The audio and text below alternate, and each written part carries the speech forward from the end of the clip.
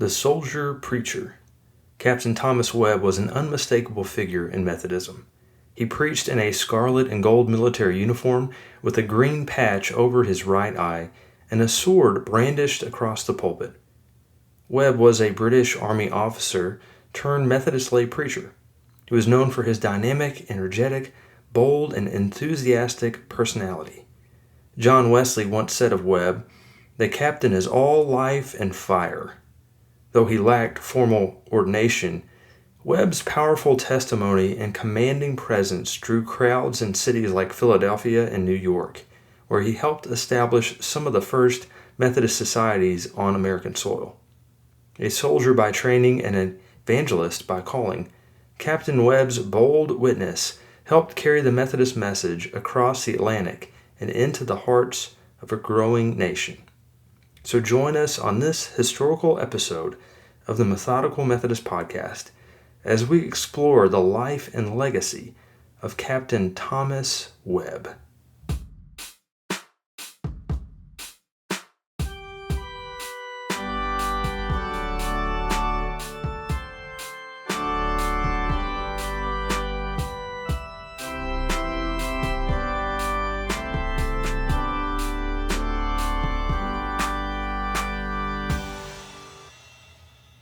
Not much is known about the early life of Captain Webb.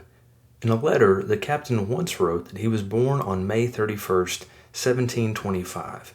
We have no direct information to tell us where he was born, the name of his parents, his family connections, his father's occupation, where he went to school, or what he did before joining the army.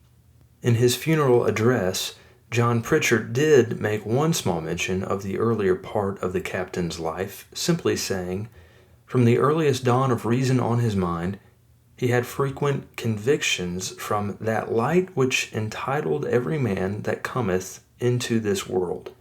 Pritchard added that the captain was always a man of moral character.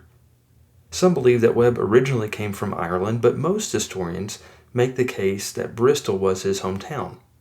One reason is because when he visited England in 1765, he made his central hub in Bristol. He settled in Bristol for most of the last 18 years of his life, and the Webb surname was familiar in the city of Bristol during his lifetime. But there's no proof to verify that he was originally from there. The fact that he was a quartermaster's rank suggests that he did not come from a wealthy home. A wealthy person bought their army commission, but a quartermaster was someone who had risen from the ranks. That being said, Webb's education suggests that he did not come from an impoverished home. He could write well, he knew Latin, and he could read Greek. So it's likely that he came from a lower middle class home that placed importance on education. He did not join the army immediately after school. We aren't sure what he did for employment during this time. We also do not know why he left civilian life and became a soldier in the military. Perhaps it was his adventurous spirit, perhaps he had no family around, or perhaps it was the nation's need when England was in conflict with Europe in what would become the 7 Years' War. But at some point in the mid-1740s, Thomas Webb enlisted in the 48th Regiment of Foot. A regiment of foot was a term for a group of soldiers who fought on foot rather than on horseback. One record suggests that Webb served 20 years before his retirement in 1764, which would suggest that Webb enlisted in 1744. We do know that he was commissioned as a quartermaster in his regiment on October 29, 1754. He rose from the bottom to this commissioned rank due to a new mission in North America. In the fall of 1754, the 48th Regiment prepared for service overseas. In the New World, England and France were at war. England had a population of 2 million living in the 13 colonies along the Atlantic coast. The French were located in Canada to the north and south toward the mouth of the Mississippi River. The British had hopes of expanding inland, and the French planned to stop them by building forts between Canada and the Gulf of Mexico. Webb's regiment was sent in to handle the conflict with the French. Because Quartermaster Girton declined to serve overseas, Webb was commissioned to fill the vacancy. Webb's first experience in battle was in July 1755, when his regiment went along with other soldiers to take the French Fort Duquesne, which is where Pittsburgh is located today. 7 miles from the fort, the British troops were ambushed by a smaller group which included French-led Native Americans. In only 2 hours, the British went into retreat. The commanding officer, General Braddock, died a few days later. George Washington was the only staff officer to escape without injury, and Webb was one of the few other officers who escaped unharmed. 3 years later, Webb was back in action. This time the British attacked Fort Louisburg. Webb volunteered to carry ladders over along with other troops to help storm the fortress. He was wounded, but not seriously. His third encounter in battle occurred at Montmorency on August 31st, 1759. General Wolfe cleared the way up the river for the capture of Quebec, and on this day he received several wounds. Webb lost his right eye and narrowly escaped death, not once, but twice. The battle was so chaotic that he was listed among those killed. His first escape was when he lost his eye. The only thing he remembered was a blinding flash before he fell. His second escape was when the wounded were being transferred by boat from the battlefield, and a carrier looked at him and thought he was a lost cause and said aloud, "He needs no help, he's dead enough." And Webb regained enough consciousness to understand what he had said, and he replied, "I am not dead." And because of that, he was spared. Then, 3 months later, he rejoined his regiment. His 5 remaining years in the Army played an important part in the second half of his life. The 48th Regiment remained in Canada for 18 months after Quebec fell, but Webb's duties brought him to Boston and New York. With his regiment moved to Staten Island in the bitterly cold weather, he remarked that his left eye was, quote, frosted. Ever since the battle, his remaining eye pained him in extreme weather, hot and cold. In 1760, Webb married Mary Arding, who was a prominent member of an American family from Jamaica, Long Island. Together they had one son whom they named Charles, after his maternal grandfather. 4 years later, his marriage took a dramatic turn. In 1764, his regiment was called to service in Ireland. He had a choice. He could either accompany his regiment to Ireland, or he could surrender his rank and remain in America. It was a difficult decision for him to make. He had become very interested and embedded in American life, and in collaboration with others, he had worked on a plan for the foundation of a new colony that was to be called New Wales. It would house 4,000 families and include a large area from Michigan, Minnesota, and southwards to Kentucky and Tennessee. They had gone as far as to draw up plans and make applications to the authorities in London. But the French and Indian War ended with the Treaty of Paris, and this derailed the plans. Ultimately, Webb made the decision to remain in America and make it his home. But his wife was really the main reason for this choice. He had been recommended for the role of captain who would take command of a company. But by choosing to stay in America, he was also making the decision to retire from the military. So even though this never came to fruition, he was technically a lieutenant, but out of reverence and respect, he was called captain. Then, on July 2nd, 1764, Thomas Webb was appointed barrack master at Albany, New York. He had been recommended by General Daniel Webb, who was the commander of the 48th Regiment. It was a civilian appointment, but he worked with the military, and it also involved work with the Crown. After a few months into this appointment at Albany, Webb's wife tragically passed away. Alone, Webb traveled back to England and was experiencing extreme grief, and it was during this time that he had a powerful conversion experience. In March 1765, while traveling from London, Webb talked with a Moravian minister named Carey, who invited him to his home in Bristol to hear him preach. On March 23rd, during Mr. Carey's sermon, Webb felt his burden removed and experienced a feeling of peace and joy that filled his heart. A few days later, he was introduced to the Reverend James Roquet, who had previously served as a master at Wesley's school at Kingswood and as a chaplain at Newgate Prison and the hospital on St. Michael's Hill in Bristol. He introduced them to a group of Methodists at the New Room. From that moment, Captain Webb was determined to live and die with the Methodist people. Shortly after this, Webb visited the town of Bath and started attending a Methodist service in Avon Street. When the preacher didn't arrive, Webb was invited to fill in. He explained that he had never preached before, but he simply talked about his conversion experience. He preached so powerfully that John Wesley heard about it, and Webb was given the status of a local preacher. So later that year, he returned to Albany, New York, as a Methodist preacher. As the barrack master at Albany, Webb also went to work as a Methodist preacher. He held family prayers in his residence and preached. Soon friends and neighbors started joining the worship services. He preached to the soldiers at Albany in the open air and went out into areas beyond Albany as well. Webb also preached to enslaved peoples, and he established a class on Long Island with members who were both black and white. In 1767, Webb made a visit to New York, journeying in the cold winter months. He may have made this journey to visit his son, who was in the Arding home on Long Island. But while he was there, he was given the opportunity to share in a Methodist worship service in a rented loft in Barrack Street. This turned out to be a historic moment. As the service began, Webb came forward with his sword, his red coat, and a patch over his eye. As you can imagine, this caused a little bit of apprehension among the congregation. Was he here to preach, or was he here to wage war? Anxieties were soothed as Webb participated in the service, though.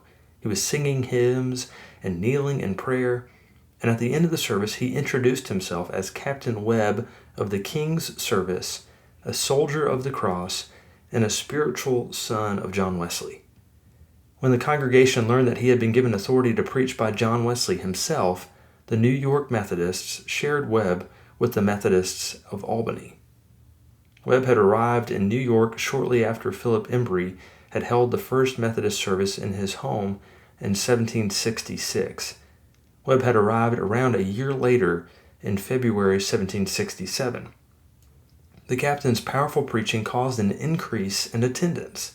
He became so prominent that at one point, John Adams, the second president of the United States, said that Captain Webb was, quote, one of the most eloquent men he had ever heard. Some compared him to George Whitefield.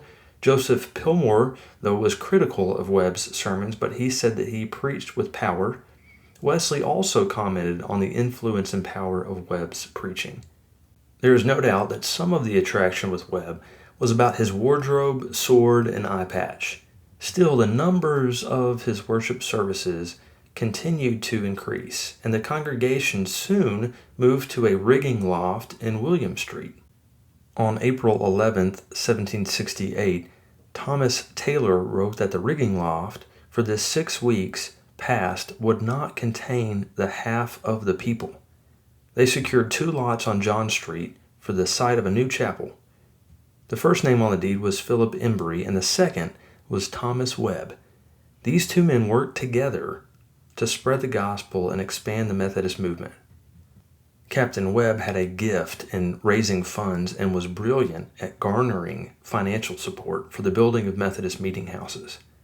The chapel was open on October 30th, 1768, and Philip Embry preached the first sermon standing behind the pulpit that he had made with his own hands.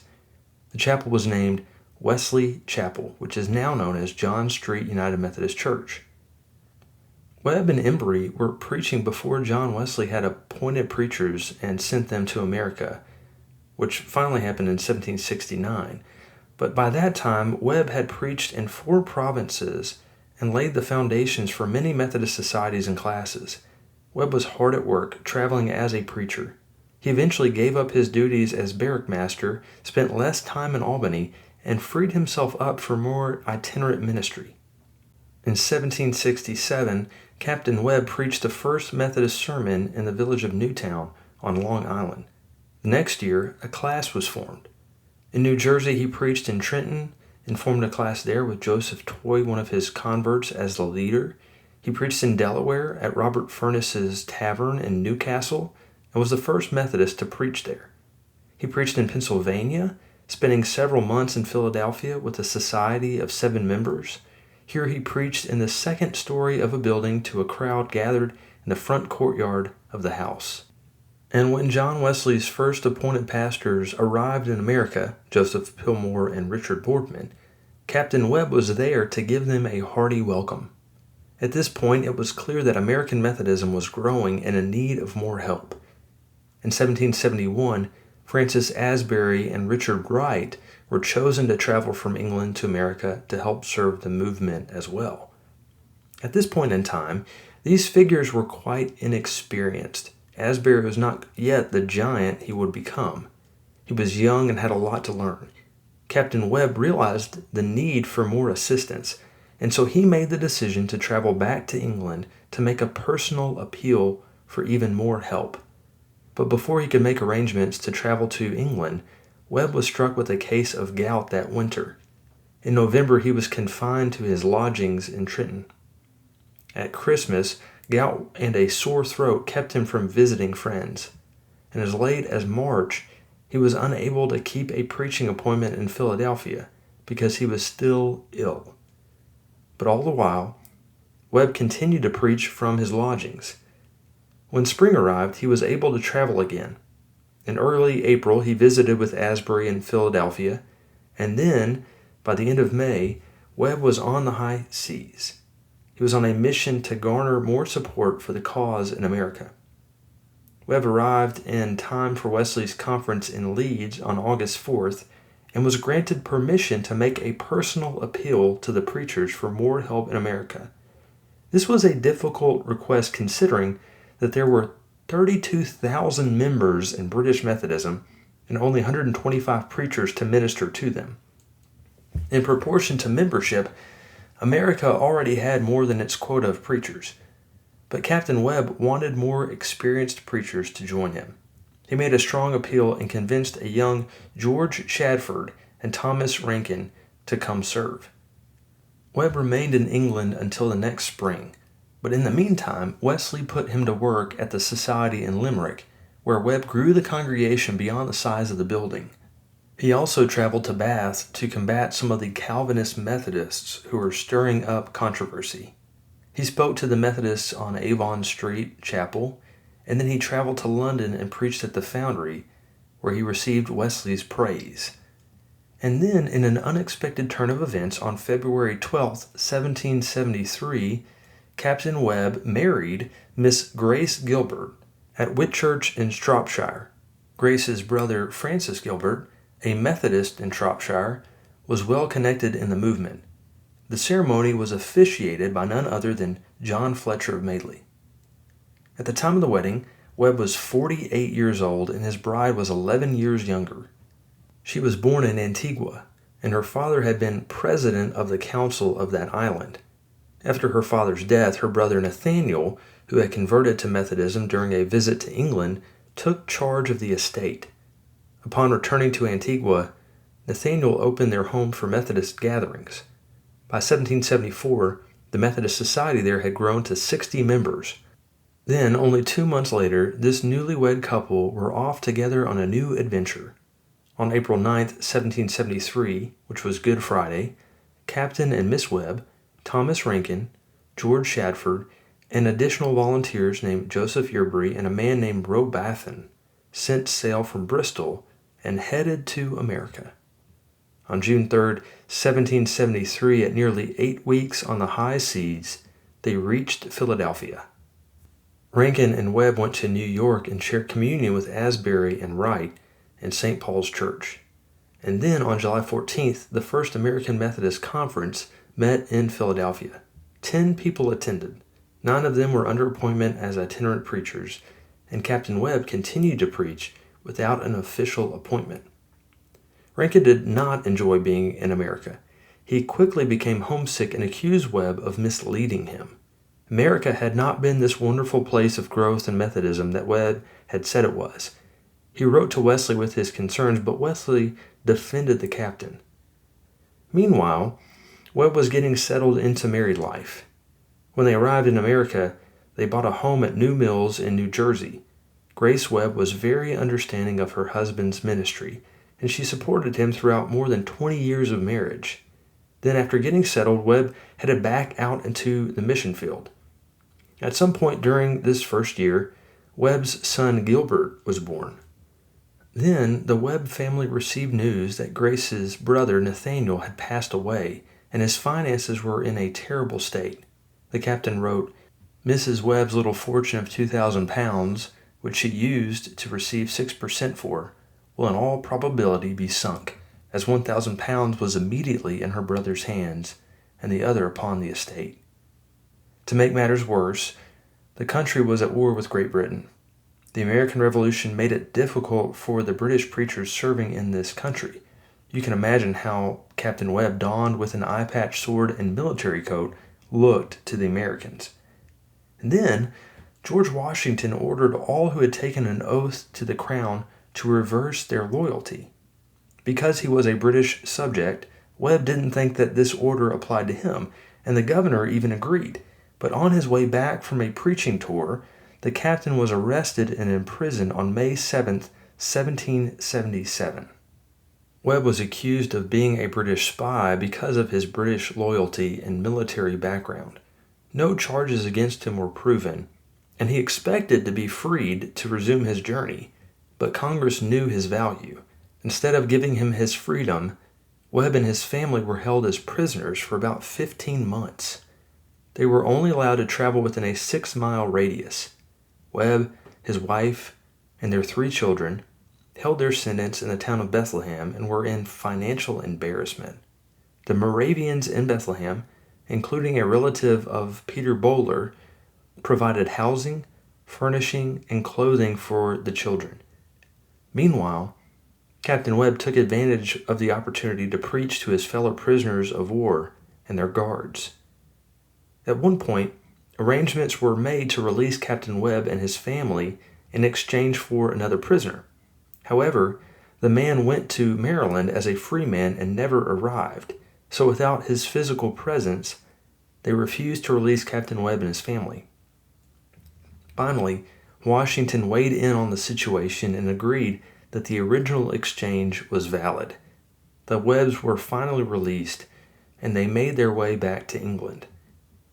The Webbs arrived in London, England on December 1st, 1778, with an estimated net worth of only 40 pounds. Grace's brother had died, and they had no family there to take them in.